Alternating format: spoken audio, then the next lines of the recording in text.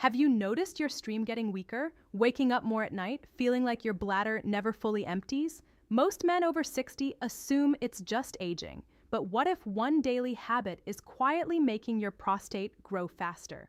I'm Dr. Rachel Ross, a board-certified urologist. I've helped thousands of men protect their prostate and regain control. Today I'll show you the habit most men overlook and why timing matters more than you think. Tell me where you're watching from and consider subscribing. But here's what most people don't realize. The biggest trigger behind worsening prostate symptoms after 60 is often something completely ordinary. It's not a rare disease. It's not bad genetics. It's a daily habit that feels normal, even comforting. And most men never question it. In my clinic, when men tell me they're waking up multiple times at night, dealing with a weaker stream or feeling like they never fully empty their bladder, they almost always say the same thing. I guess it's just aging. And yes, aging plays a role. But what truly accelerates prostate enlargement often comes down to hormone signals, inflammation, and blood flow patterns. And there's one habit that disrupts all three at once. That habit is late night heavy eating. Let me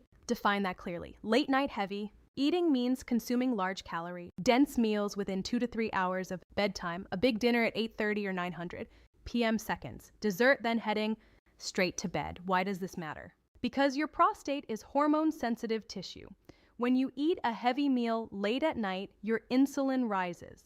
Insulin isn't just about blood sugar, it's a growth signal. Higher insulin increases insulin like growth factor 1 or IGF-1, which stimulates cell growth, including prostate cells. At night, your body is supposed to shift into repair mode. Testosterone, growth hormone, and melatonin follow a natural rhythm. Melatonin especially helps calm inflammation and regulate abnormal cell growth. But when digestion is still active late at night, insulin stays elevated and melatonin release is suppressed. That removes one of the protective brakes on prostate tissue. In men over 60, this matters even more. Testosterone naturally declines with age. At the same time, abdominal fat tends to increase. Visceral fat contains an enzyme that converts testosterone into estrogen. Higher estrogen influence combined with elevated growth signals like IGF-1 creates an environment that favors prostate enlargement. Then there's inflammation. Heavy nighttime meals, especially those high in refined carbs and saturated fats, raise inflammatory markers in the bloodstream. Chronic low-grade inflammation makes prostate tissue more swollen and sensitive. Even a small increase in swelling can worsen urinary symptoms. And here's where the cycle tightens. Eating late often increases nighttime urine production. Your kidneys continue filtering sodium and fluid while you're trying to sleep. So now you have more urine forming. At the same time, the prostate is inflamed and pressing against the urethra. More urine plus a narrowed outlet equals more awakenings. Broken sleep reduces testosterone further. Lower testosterone shifts the hormone balance again toward estrogen. And the loop continues. I tell my patients this. Your prostate doesn't grow in isolation. It responds to your metabolic environment. Late night heavy eating creates the exact environment that pushes it toward growth instead of balance. But here's what most men don't realize. It's not just about stopping this habit. It's about restoring the right timing. And that's where the real change begins. But here's what most people don't realize. It's not always what you eat that determines how your prostate behaves. It's when you eat it. Now that you understand how late-night heavy eating drives growth signals, we need to go deeper. Because many men look at me and say, "Doctor, I don't eat junk, I eat healthy." And often they're telling the truth. Lean protein, vegetables, whole grains, nothing extreme. The issue isn't always the quality of the food, it's the timing. Your body runs on a 24-hour hormonal schedule. This internal timing system, your circadian rhythm, controls nearly every repair and growth process in your body, and your prostate is not exempt from that control. In the morning, cortisol naturally rises. That's not a bad thing. It helps you wake up and mobilize energy. Insulin sensitivity is also higher in the morning and early afternoon, meaning your body handles carbohydrates more efficiently. Testosterone levels tend to peak earlier in the day as well. As the evening approaches, your biology shifts. Melatonin begins to rise as light decreases, insulin sensitivity drops. Cortisol should fall, cellular repair mechanisms turn on. This is when your body transitions from activity mode to recovery mode. But when you eat late at night, you override that rhythm. Because insulin sensitivity is lower in the evening, your body has to produce more insulin to manage the same meal you could have handled more easily earlier in the day. More insulin means stronger growth signaling, more stimulation of pathways that encourage cell proliferation, including in prostate tissue. But here's the deeper issue most men never hear about. Cortisol is supposed to decline at night. It's your stress hormone, and it needs to quiet down so deep sleep can occur. When digestion remains active late into the evening, cortisol can remain elevated longer than it should. That subtle elevation interferes with deep sleep cycles and promotes abdominal fat accumulation over time. And abdominal fat is not just cosmetic. Visceral fat increases aromatase activity, the enzyme that converts testosterone into estrogen.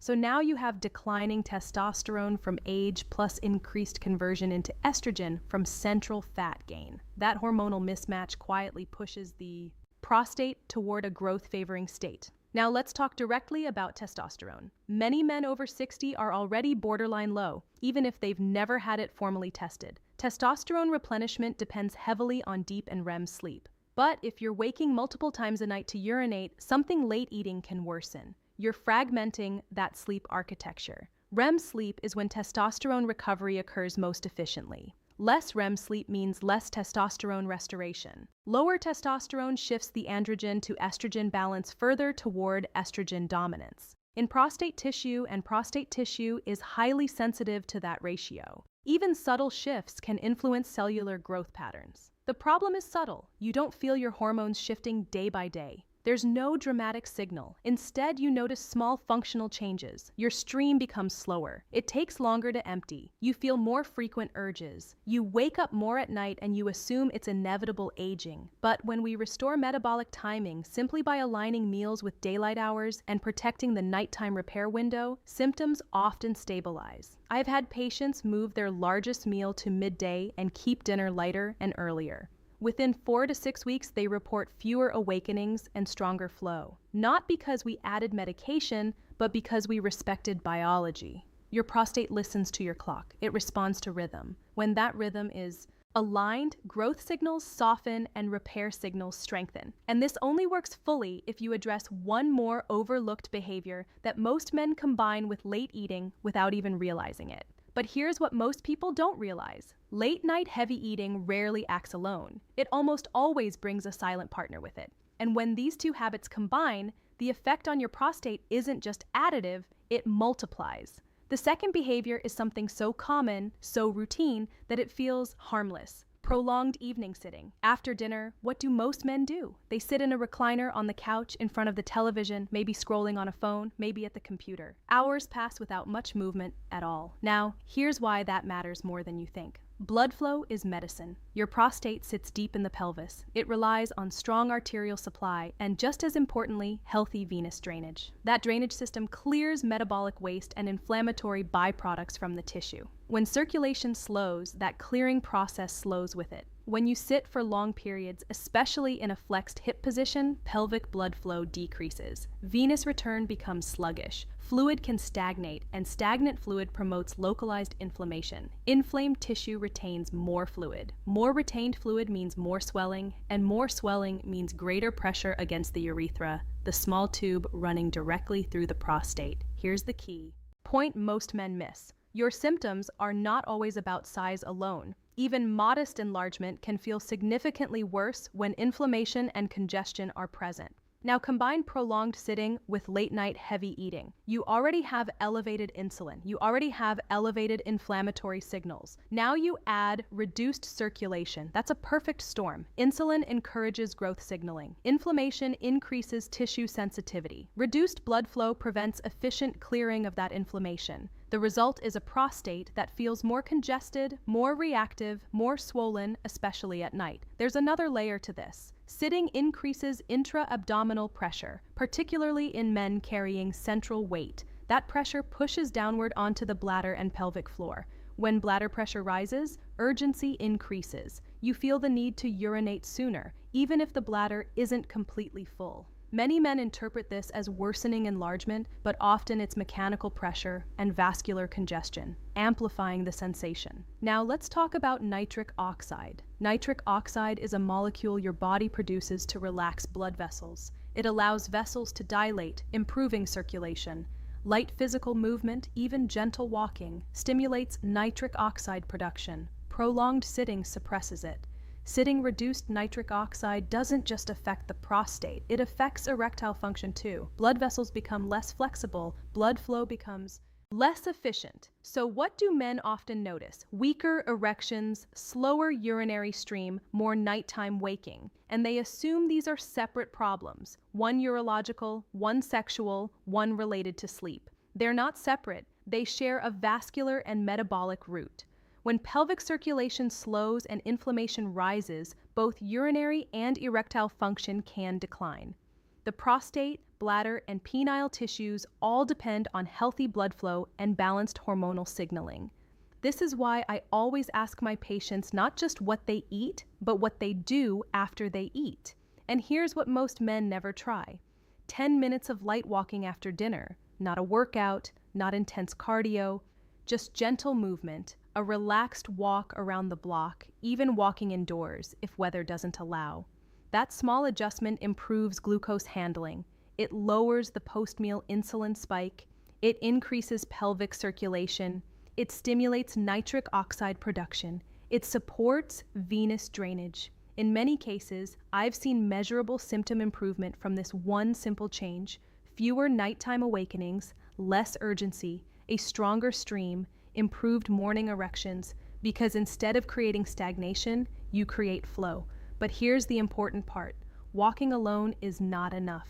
If you still overload your system in the final hour before bed, you can improve circulation. But if insulin and cortisol remain elevated late into the night, the hormonal environment still favors growth.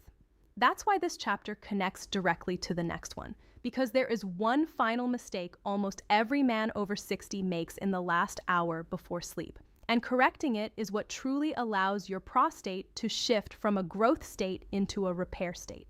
But here's what most people don't realize. The final hour before bed may be the most important hour for your prostate.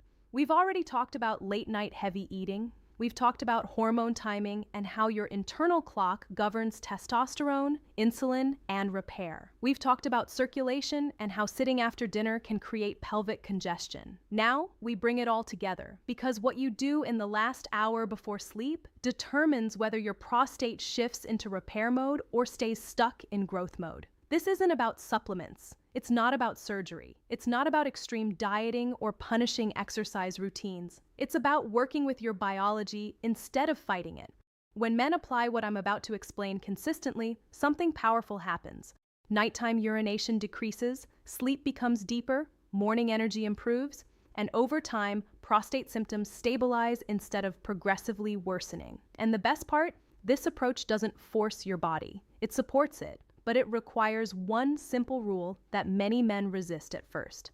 I call it the 1-hour reset. The foundation is a 1-hour pre-sleep fasting window. That means no calories. At least 1 full hour before lying down. No snacks, no dessert, no late night, just a little something. Water is fine, herbal tea is fine, but no caloric intake. Why is this so important? Because melatonin and insulin oppose each other. As darkness falls, melatonin should rise. Melatonin signals the body to shift from activity to repair. It lowers inflammation. It regulates cell growth. It supports deep sleep cycles. It plays a quiet but meaningful protective role in prostate tissue. But when you eat close to bedtime, insulin remains elevated, and elevated insulin suppresses melatonin release. Less melatonin means less anti-inflammatory protection. It means less control over excessive growth signaling. It means shallower sleep. When you protect that 1-hour window, insulin has time to fall. Melatonin can rise naturally. The hormonal environment begins shifting toward repair instead of stimulation. The second step is just as simple, yet just as powerful. Dim the lights. Blue light from televisions, tablets, and phones directly suppresses melatonin production. Even if you feel sleepy, your brain may not fully enter restorative sleep phases if blue light exposure continues late into the evening. Lower lighting, warmer tones, fewer screens in the final hour. These are small changes that send a strong biological signal. It's time to repair. Then there's gentle movement earlier in the evening, not right before bed. A short walk after dinner, light stretching, simple circulation, not intense workouts, because vigorous exercise too close to bedtime can elevate cortisol and delay sleep onset. When you combine these elements, earlier meals, light evening movement, and a protected final hour, you reset 4 critical systems at once. Insulin stabilizes, cortisol declines as it should, melatonin rises naturally. Testosterone rhythm is supported through deeper sleep cycles. And when those systems align, your prostate receives a completely different message overnight. Instead of constant growth stimulation, it experiences reduced inflammatory signaling. Instead of hormonal imbalance, it experiences rhythm. Instead of congestion, it experiences restoration. Over time, this shift reduces tissue swelling and stabilizes enlargement progression. It may not shrink the prostate dramatically overnight. That's not realistic, but it can reduce the inflammatory component that amplifies symptoms. And often, it's the inflammatory component that makes the difference between mild inconvenience and daily frustration.